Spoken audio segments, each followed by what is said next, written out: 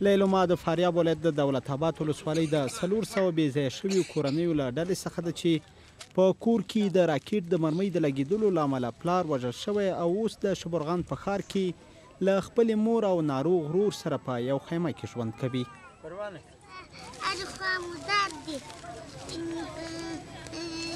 چې پراوی کوناوی ته لاړو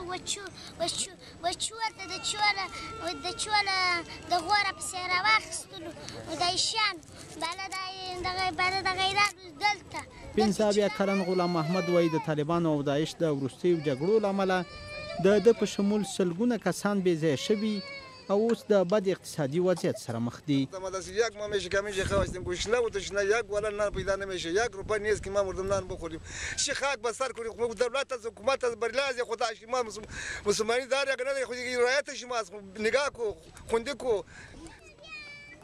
د هوا ککړتیا د خوراکي او غیر خوراکي توکو نشتون د دغه بې ځایه شویو کسانو له عمده ستونزو څخه دي چې د دوی په خبره ورسره لاس او ګریوان دي.